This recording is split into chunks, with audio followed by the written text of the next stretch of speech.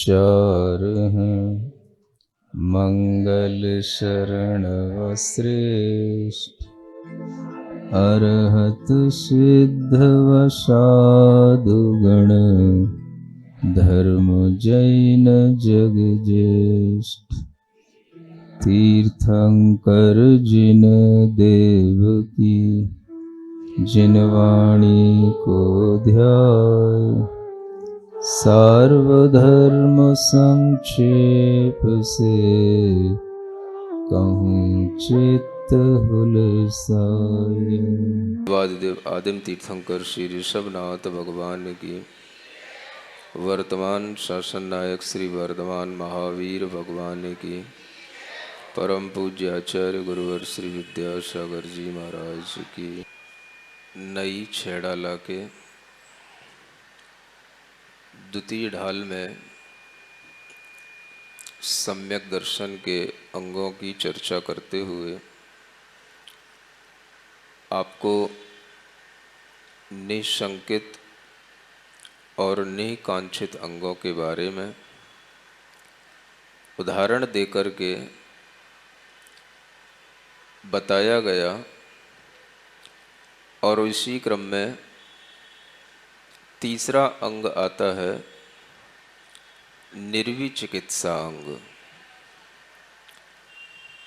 जो इसी नई छेड़ाला के दूसरी ढाल के 13वें छंद में यह निर्विचिकित्सा अंग का स्वरूप कहा गया है। आहार देय मुनि वमन देख, उद्दायन तीजा अंग लेख।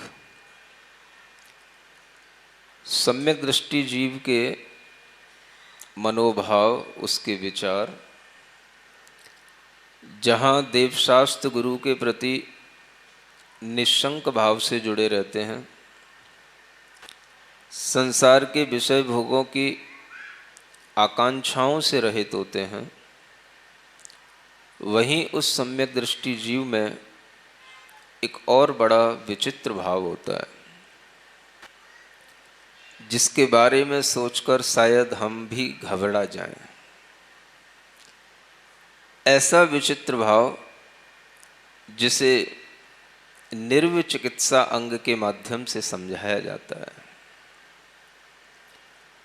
जब ऐसे भाव, विचार और गुण किसी भी व्यक्ति में होते हैं,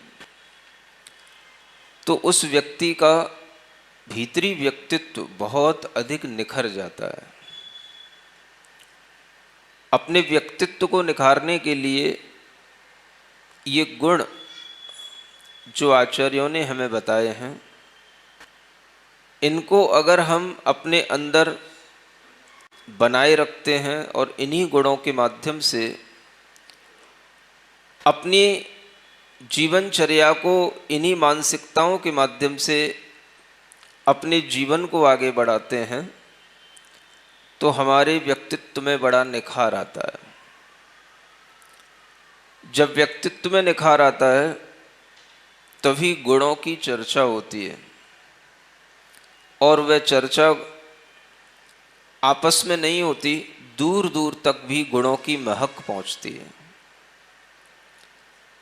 गुणों की चर्चा इतनी दूर तक भी पहुंच जाती है कि स्वर्ग में रहने वाले देव भी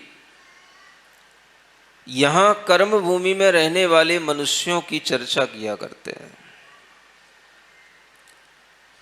एक ऐसी घटना उद्दायन राजा की घटना है।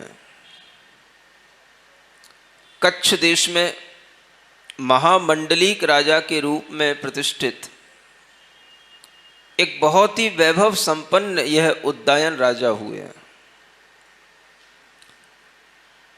जिनका नाम न केवल इस भारतवर्ष में विख्यात हुआ, बल्कि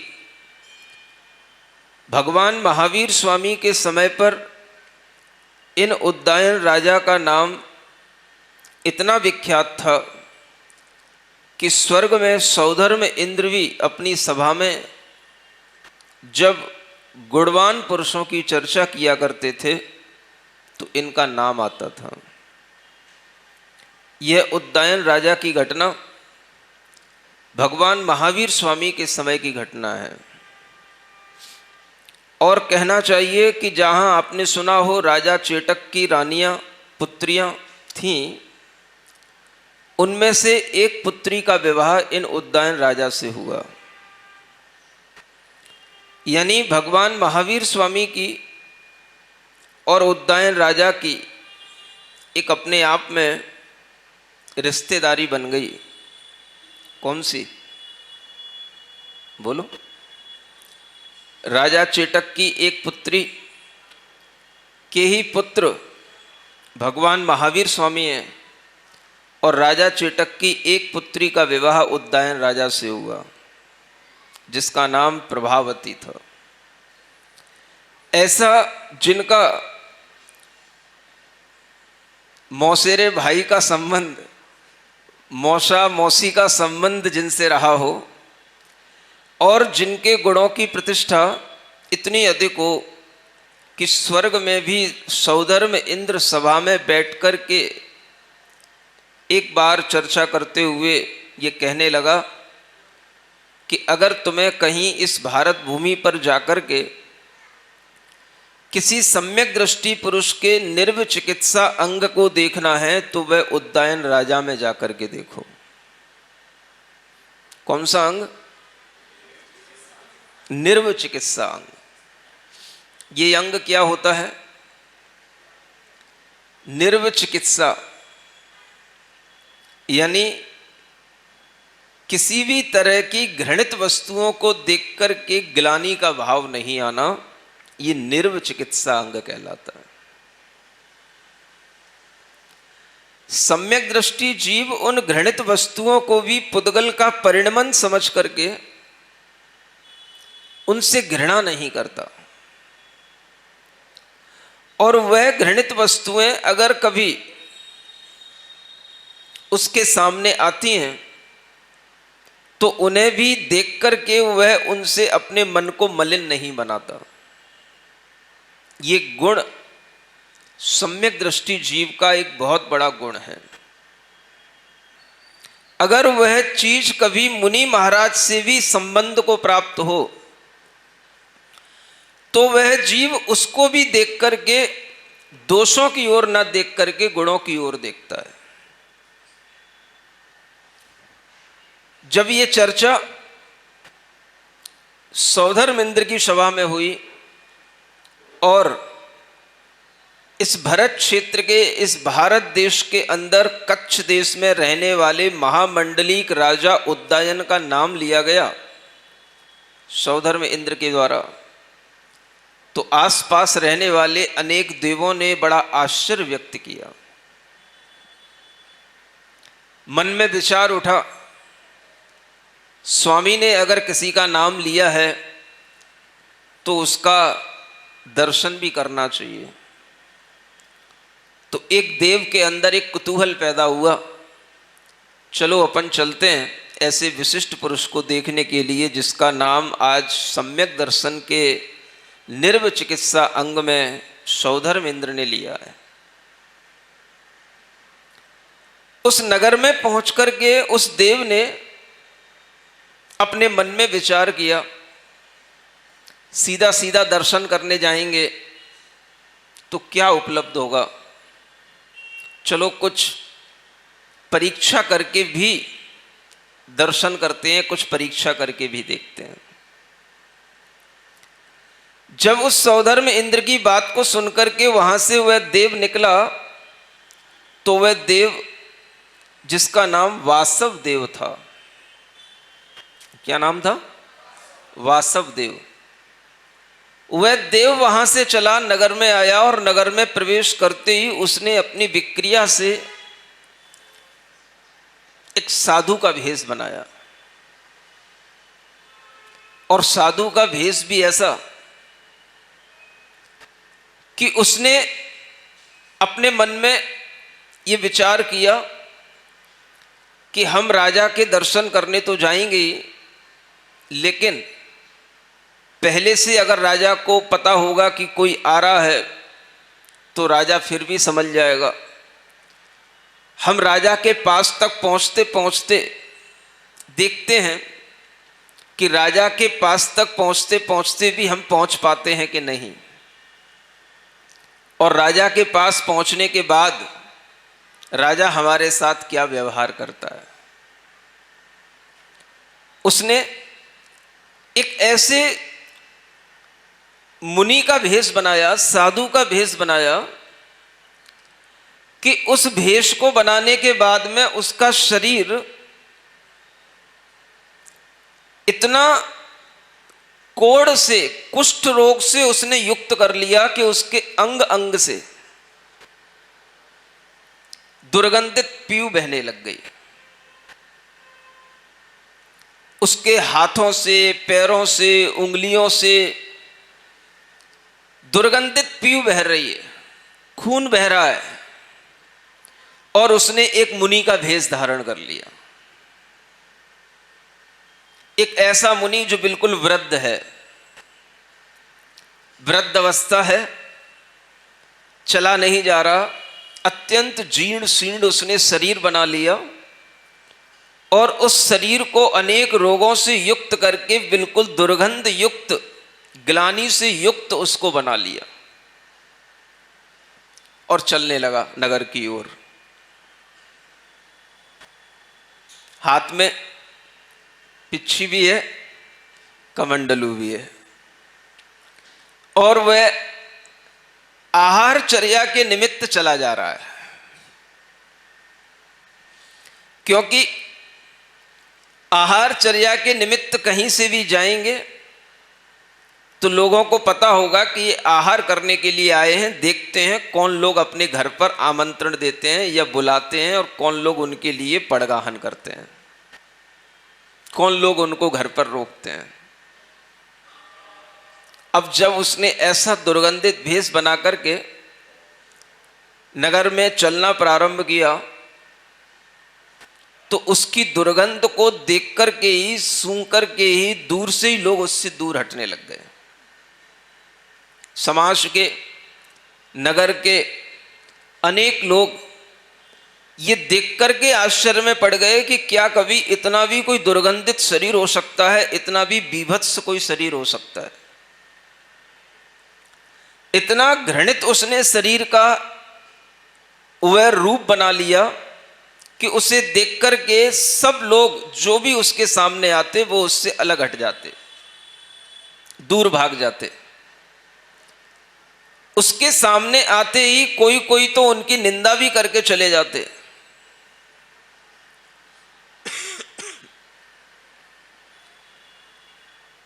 उसकी निंदा करके ये कहकर के भी चले जाते कि देखो इतना दुर्गंधित शरीर है और फिर भी आहार करने के लिए जा रहा है, कौन इन्हें आहार कराएगा। कोई कोई निंदा करते हुए कहते हुए जा रहा है कि देखो मरने की कगार पे खड़ा है और आहार करने के लिए जा रहा है। इतना पीऊ बह रहा है, दुर्गंध बह रही है, और ऐसी स्थिति में आहार चर्या के निमित्त निकले, इन्हें कौन आहार कराएगा। कोई इनके सामने खड़े होने तक की हिम्मत नहीं कर सकता, आहार कराना तो दूर की बात। पूरा शरीर दुर्गंधित है और वह दुर्गंध इतनी दूर दूर तक है कि चारों ओर लोगों के पास तक वो दुर्गंध पहुंचने लग गई। इतना उसका प्रकोप बढ़ने लग गया, लोग परेशान से होने लग गए कि इस पूरे नगर में एक व्यक्ति ने इतनी दुर्गंध फैला रखी है। और ये बात धीरे धीरे नगर से नगर सेठ तक और नगर सेठ से नगर के राजा तक भी ये बात धीरे धीरे पहुंच गई। वह मुनि के भेष में वासव देव आगे बढ़ता चला जा रहा। कई लोग तरह तरह से उलाहना दे रहे हैं, कोई लोग बहुत ज्यादा बुरा भला कह करके चले जाते हैं, तो भी वो विक्रिया रिद्धि को धारण करने वाला वह वासुदेव मुनि चला जा रहा है। और चलते चलते रास्ते में सभी लोगों ने अधिकतर यही कहा कि इसको सूझी क्या है जो यह इतनी दयनीय अवस्था में आहार लेने के लिए जा रहा है, इसको कौन आहार कराएगा। किसी के भी घर के सामने से निकले तो घर के लोग दरवाजे बंद कर लें, इतनी दुर्गंध। कोई भी सामने आकर के खड़ा होने की हिम्मत ना करे, और किसी किसी को तो उन्हें देख कर के ही उल्टी आ जाए, मूर्छा आ जाए, गिर पड़े, जी घबरा जाए और ये सब होने लग जाए। इतना उसने दुर्गंधित भेष बना लिया। चलते चलते जहां अच्छे लोग होते हैं वहां बुरे लोग भी होते हैं, जहां बुरे लोग होते हैं वहां कुछ एकांत अच्छे लोग भी होते हैं। दुनिया में एकांत तो किसी चीज का है ही नहीं। उलाहना देने वाले लोगों की दृष्टि में यह भी आता है कि देखो मरने की कगार पर खड़ा है लेकिन फिर भी आहार करने के लिए जा रहा है। और जिसको साधु में साधुता कुछ नजर आती है तो वो कहता है कि देखो कितना कष्ट का समय है और फिर भी इसने अपनी चर्या को नहीं छोड़ा, फिर भी इसने अपने मुनि धर्म को नहीं छोड़ा। ऐसा भी कोई कहने वाला मिल जाता है। इसी को कहते हैं अनेकांत दृष्टि। किसी को एक चीज में बुराई दिखती है, किसी को उसी चीज में अच्छाई दिखती है। देखने की दृष्टि व्यक्ति की अपनी अपनी होती है। किसी को दोष ग्रहण करने में आते हैं, किसी को गुण ग्रहण करने में आते हैं। यह भी आचार्यों ने कहा है कि जो दूसरों के दोषों को ग्रहण करता है वह तीव्र कसाई जीव कहलाता है। सुन रहे हो क्या कहा जाता है? अगर आप दूसरों के दोषों को ग्रहण करने की दृष्टि रखते हैं, आपके लिए दूसरों के दोष ही ग्रहण करने में आते हैं, तो वो तब आएंगे जब आपके अंदर की कषाय तीव्र हो। अगर आपकी कषाय मंद है तो आप उसके दोषों को नहीं ग्रहण करेंगे, आप उसके गुणों को ग्रहण करेंगे। गुणों को ग्रहण करने का भाव आदमी समझता है केवल दृष्टिकोण से आ जाता है या वैसा अभिप्राय बना लेने से आता है, ऐसा नहीं है। आचार्य कहते हैं कि गुणों को ग्रहण करने का भाव हमारी कसाई की मंदता से आता है। जब हमारी कसाएं मंद होती हैं तब हमारी दृष्टि दोषों पर न जाकर गुणों पर जाती है। जब हमारी कसाएं तीव्र होती हैं तो हमारी दृष्टि गुणों पर न जाकर दोषों पर जाती है। जहां दोष नहीं भी होते हैं वहां पर भी दोष ढूंढने वाली दृष्टि होती है, तो वह दृष्टि और अधिक तीव्र कषाय के साथ आती है। क्योंकि कषायों में तीव्रता और मंदता बहुत प्रकार की होती है। तो जब भी किसी व्यक्ति के अंदर गुणों को ग्रहण करने की बात आए तो समझना कि वह व्यक्ति मंद कषाई जीव है, उसकी कषाएं हल्की हैं। उन कषायों का रस उसके अंदर कम अनुभाग के साथ उदय में आ रहा है।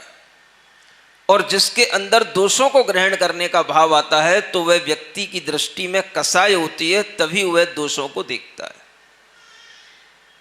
आप कहते तो हैं गुण ग्रहण का भाव रहे नित, दृष्टि न दोषों पर जावे। ये दृष्टि पर निर्भर नहीं है कि हमारी दृष्टि दोषों पर न जावे। हम कितना भी रोकेंगे अपनी दृष्टि को दोषों पर न जावे तो भी जावेगी। कब जावेगी? जब हमारी कषाय भीतर से तीव्र होगी। गुणों को ग्रहण करने की दृष्टि मंद कषाई की जीव की पहचान है। और जितना जीव मंद कषाई होगा वो उतना ही सम्यक दर्शन की तरफ होगा, क्योंकि सम्यक दृष्टि जीव में अनंतानुबंधी जैसी कषाएं नहीं होती।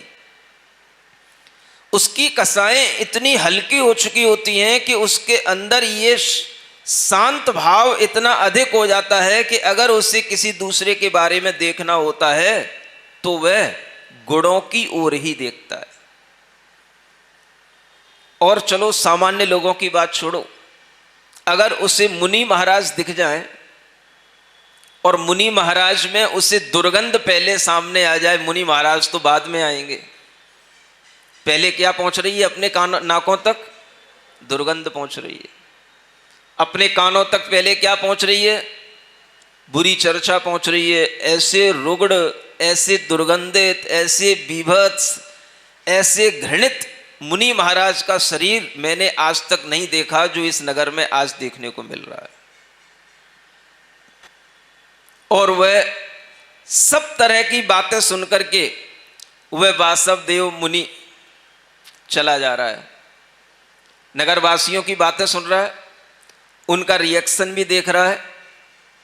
10-20 लोग तो निंदा करके चले जाते हैं, गालियां दे करके चले जाते हैं, कोई कोई तो थूक करके भी चला जाता है, लेकिन वह किसी से विचलित नहीं हो रहा है, चला जा रहा है।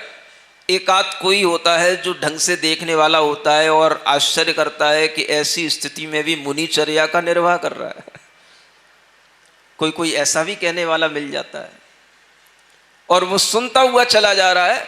उसका प्रयोजन तो राजा से मिलने का है, नगर के लोगों से तो मतलब ही नहीं, लेकिन डायरेक्ट राजा के घर में उतर भी नहीं सकते ना। वो चाहता तो वासवदेव विक्रिया करके डायरेक्ट राजा के घर में भी उतर जाता, तो वो एकदम से आश्चर्य का विषय बन जाता। तो वो जो है मुनि महाराज वाली फीलिंग नहीं आती कि भाई ये चल करके आ रहे हैं। इसलिए नगर के बाहर से उसने ये कहा कि नगर के बाहर से जैसे मुनि महाराज वनों से निकल करके आते हैं, नगर के बाहर से प्रवेश करते हुए आ रहे हैं, सबके परिचय में आ गए, हाँ ये मुनि महाराज है। और चलते चलते चलते चलते राजमहल में घुसने में भी उसे रोका गया, लेकिन फिर भी उसने कहा कि नहीं, मुझे राजा से मिलने के लिए आया हूं, मुझे राजा से ही मिलने जाना है। और राजमहल में अगर कोई आहार के लिए जा रहा हो तो मना भी नहीं किया जाता, और मुनिराज हो तो और भी मना नहीं किया जाता। तो किसी ने मना भी किया तो किसी ने उसको समझा दिया और वह राजमहल की ओर आगे बढ़ गया। राजा को पता पड़ा कि कोई मुनिराज इस तरह से राजमहल में आहार लेने के लिए प्रविष्ट कर रहे हैं। तो राजा सामने आता है,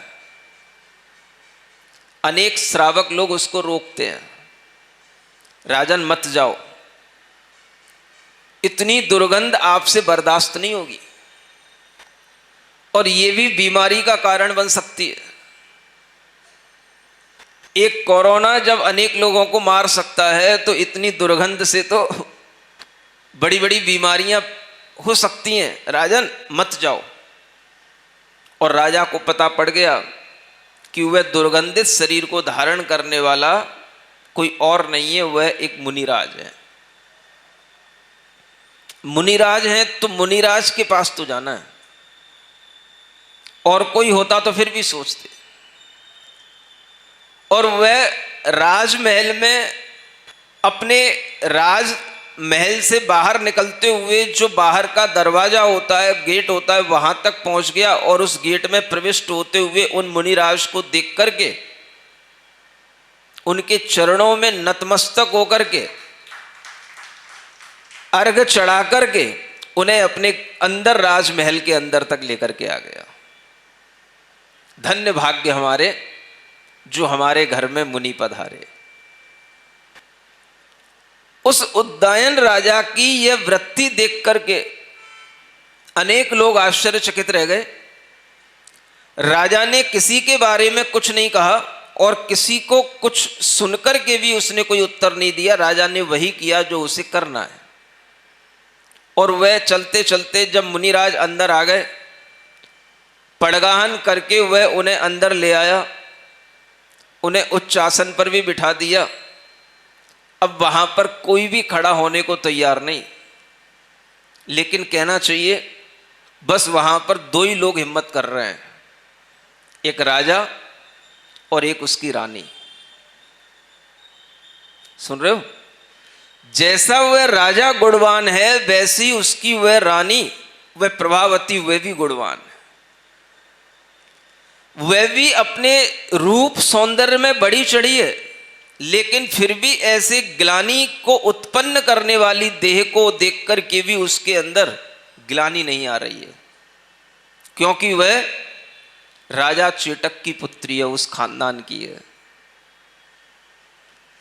ऐसी वह रानी के मन में भी किसी भी तरह की जब ग्लानि का भाव नहीं आया, तब लोग आश्चर्य में पड़ गए। अनेक दासी दास, अनेक और राजमहल में रहने वाले लोग कोई भी सामने आने की हिम्मत नहीं कर रहे, और बस राजा और रानी दोनों आगे आगे होकर के लेकर के आ गए, उच्चासन पर बिठा लिया, पड़गाहन करने की सारी विधियां कर ली, पूजा कर ली, और यह सोच करके कि मुझे मुनि महाराज का लाभ मिला है, उन्हें कोई दुर्गंध उनके लिए पीड़ित करने वाली नहीं हो रही।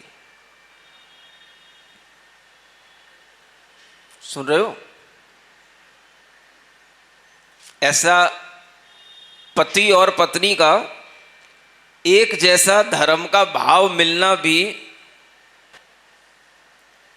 पुण्य के ही योग से होता है, पाप के योग से नहीं होता।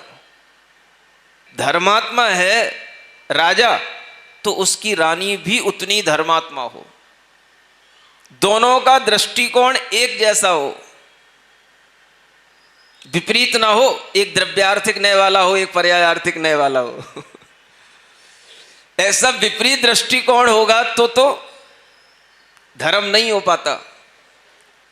इसलिए आचार्य कहते हैं, एक समान गुण वाले पति पत्नियों का मिलना, धर्मात्मा पति पत्नियों का आपस में एक समान दृष्टिकोण से आगे बढ़ना, यह अपने आप में पूर्व पुण्य के फल से ही प्राप्त होता है।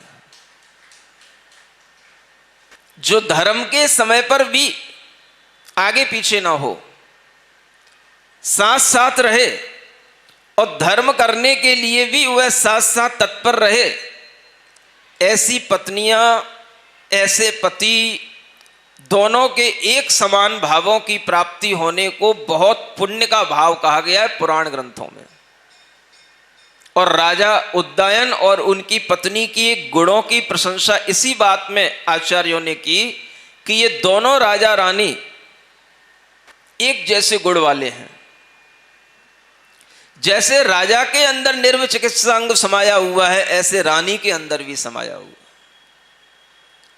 सारे लोग राज दरबार के, राजघराने के सब इधर उधर हो गए, बस मुनि महाराज के सामने खड़े होने की हिम्मत केवल वह उदयन राजा और उसकी रानी में है। बस आहार के लिए खड़े हुए, आहार दिया, और आहार देने के उपरांत वो तो देव था ही, वो देख रहा है कि राजा ने पूरे विनय भाव के साथ, पूरी नवदा भक्ति के साथ आहार दिया, और कुछ भी उसने मुंह मिलान नहीं बनाया। मैं तो इसका मुंह बिगाड़ने ही आया था, इतना बिगाड़ने के बाद भी इसका मुंह नहीं बिगड़ा, तो क्या करे? तो एक आखिरी उपाय उसके पास था कि उसने जो खाया था उसी का वमन कर दिया उसे। सुन रहे हो? सोचो, विचार करो, ये साक्षात इस पंचम काल में घटित होने वाली घटना है, या भगवान महावीर स्वामी के समय की। एक राजा क्या इतना बड़ा धार्मिक हो सकता है, इतना उसके अंदर मुनि के प्रति प्रेम भाव हो सकता है, मुनि की गुणों में इतना उसके अंदर आकर्षण हो सकता है कि वह इतनी बीभत्सता में भी बिना मुंह बनाए हुए खुद आहार देने को तत्पर हो जाए। सुन रहे हो? इस सबके लिए सोचने की बात है, आपके लिए भी, हमारे लिए भी। ये सबके लिए सोचने में जब आता है, विचार करने में आता है, तब लगता है कि अपने अंदर वह गुण है कि नहीं। जब सामने हम गुणवान लोगों को देखते हैं, तब लगता है कि क्या ऐसी स्थिति अगर हमारे सामने होगी तो क्या हम कुछ ऐसी विचार, ऐसी भावना से किसी की सेवा कर पाएंगे कि नहीं। अब जब वह राजा रानी देख रहे हैं कि आहार दिया और वमन हो गया, वो तो और ही दुर्गंधित हो गया। और सामने ही सामने कर दिया, खड़े ही खड़े कर दिया। फिर भी उस वमन से अपने आप को कहीं दूर ना हटा करके जैसे तैसे अपने को उससे बचा करके साफ करके तुरंत ही वह मूर्छित होकर के गिर पड़े मुनि महाराज। तो उनको उठा करके उनको साफ किया, पहले उस स्थान को साफ किया, मुनि महाराज को साफ किया और अपने लिए पश्चाताप होने लगा कि मैंने ऐसा क्या खिला दिया कि खाते खाते ही वमन हो गया। मेरा दान ऐसा कुदान कैसे हो गया जिसके कारण से वह मुनि महाराज की पीड़ा और बढ़ गई। मुझे तो कुछ औषधि के रूप में उन्हें सेवा करते हुए अच्छा कुछ देना था, लेकिन ये उनके लिए विपरीत कैसे हो गया। हाय मेरा मिथ्या दान, हाय मेरी मिथ्या बुद्धि। ऐसा वह पश्चाताप उस राजा के अंदर आने लगा और मुनि महाराज के चरणों में गिर पड़ा, क्षमा मांगने लगा। आपके कष्ट के लिए मैं क्षमा चाहता हूं, मेरे कारण से आपको इतना कष्ट हो गया। सुन रहे हो? बस परीक्षा की भी अति हो गई, और जहां अति हो जाती है वहां पर इति हो जाती है। इति माने द एंड।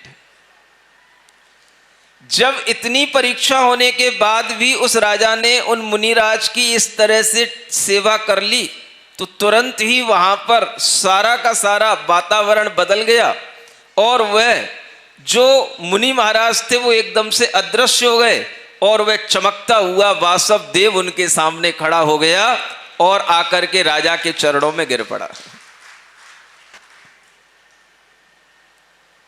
सारा वातावरण बदल गया एकदम से।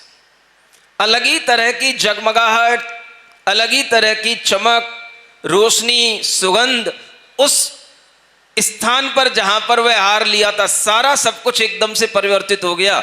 और वह देव, वह राजा और रानी दोनों के चरणों में प्रणाम करके कहने लगा, मुझे क्षमा कर दो, मैं आपकी परीक्षा लेने के लिए इतना कुछ किया था, लेकिन आज मुझे यह समझ आ गया कि ऐसे भी सम्यक दृष्टि जीव मनुष्य होते हैं जो इतने दुर्गंधित वातावरण में भी निर्विचिकित्सा अंग का पालन कर सकते हैं।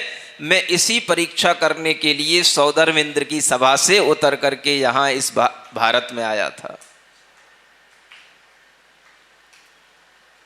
परीक्षा हो गई और वह देव नमस्कार करके चला गया और वह राजा उद्दायन और वह रानी उस परीक्षा में जब पास हो गए तब अपने अंतरंग में इतना प्रसन्न होते हैं कि जैसे मान लो केवली भगवान ने सर्टिफिकेट दे दिया हो कि हाँ तू सम्यक दृष्टि जीव है, तेरा नियम से 2-3 भवों में कल्याण होगा।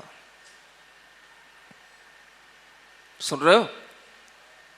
ये सर्टिफिकेट भी अगर कभी मिले तो कितनी बड़ी चीज होगी।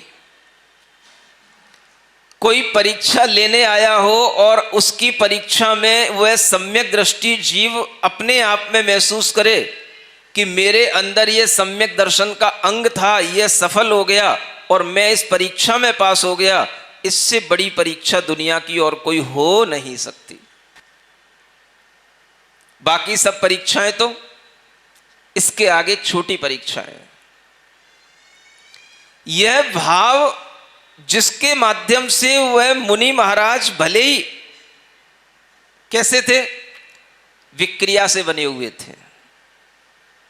सुन रहे हो? सम्यक दृष्टि जीव ये नहीं देखता कि ये कैसे बने हुए हैं, विक्रिया से बने हुए हैं कि असली हैं कि नकली हैं। ये असली और नकली की पहचान सम्यक दृष्टि जीव भी नहीं कर सकता। उसे तो ये प्रयोजन रहता है कि हमें मुनि महाराज का दर्शन हो रहा है, ये निर्ग्रंथ लिंग को धारण किए हुए रत्नत्रय की आराधना करने वाली आत्मा है, इसकी सेवा शुश्रूषा जो हमसे बन जाए वह हमें करके अपने आप को अहोभागी बनाना है, अहो धन्य करके अपने आप को सौभाग्यवर्धक बनाना है। ये विचार होता है सम्यक दृष्टि जीव का। तो नकली मुनि महाराज के माध्यम से भी अपने सम्यक दर्शन की परीक्षा हो सकती है। तो इससे यह संदेश मिलता है कि हमें मुनि महाराज की परीक्षा नहीं लेना, हमें अपने सम्यक दर्शन की परीक्षा लेना कि उनके निमित्त से हमारे अंदर सम्यक दर्शन के कौन कौन से गुण हैं और नहीं है। परीक्षा करना, किस चीज की परीक्षा करना? आहार के समय पर आप क्या परीक्षा करोगे? पहले आहार तो दे लो, फिर बाद में परीक्षा कर लेना। आहार देने के बाद में ही पता पड़ जाएगा कि वो बेस असली है कि नकली है, जैसे ये पता पड़ गया। और आहार देने के बाद में अगर नकली भी निकल के आया तो तुम्हारा कोई नुकसान नहीं हुआ। नहीं समझ में आया? क्योंकि हमने तो क्या भाव किया? मुनि धर्म को आगे बढ़ाने के लिए हमने आहार दान दे करके अपना धर्म किया। लेकिन अगर ये नकली भी निकल करके आया तो बस अब समझ में आ गया कि नकली है। अब दोबारा वो देव आएगा मुनि महाराज बन के तो क्या उद्यान आहार देगा उसको? बोलो तो, अब तो नहीं देगा ना, क्योंकि अब वह समझ गया कि हाँ, ये उद्यान राजा समझ गया कि यह परीक्षा लेने के लिए आया था। उसे पता नहीं था ये परीक्षा लेने के लिए आया है, तो उसे वह असली था। इसी तरह से श्रावक के लिए ये परीक्षा करने की प्रारंभ में आवश्यकता नहीं पड़ती आहार देते समय कि यह असली या नकली। परीक्षा कब हो जाएगी? आहार होने के उपरांत जब आप बैठोगे, सुनोगे उनके भाव विचारों को, तो उसी से आप असली और नकली की परीक्षा कर लेना। समझ में आ रहा है? फिर अगर नकली समझ में आए तो बस अंतिम नमोस्तु, और असली समझ में आए तो महाराज पुनः दर्शन का लाभ मिले, ऐसी भावना कर लेना।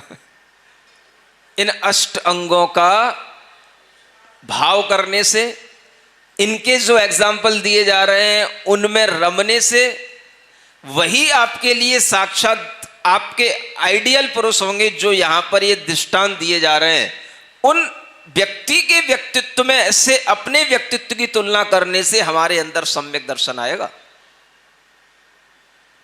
सुन रहे हो? समय सार पढ़ने से नहीं आएगा। न समय सार में कोई ऐसे दृष्टांत मिलेंगे जिनको सामने रख करके आप सम्यक दृष्टि बनने का भाव करो। समय सार वाले सम्यक दृष्टि बनना चाहते हैं, उन्हें तो सब कुछ त्याग करके पहले हमारे चरणों में आना पड़ेगा, यहां बैठना पड़ेगा, तब जाकर के आपको वह समय सार पढ़ने की योग्यता वाला सम्यक दर्शन मिलेगा। सिरिजिणवाणी जग कल्याणी जग जन मदतम मोहरी जनमण हारी गढ़हर हारी जम जरा भव रोग हरि तिथ्य राणम दिव्य झुणिम जो पड़ई सुणई मय्ये धारई राणम सौख मणंतम धर्य सासद मोक्ष पदम पावई सासद मोक्ष पदम पावई।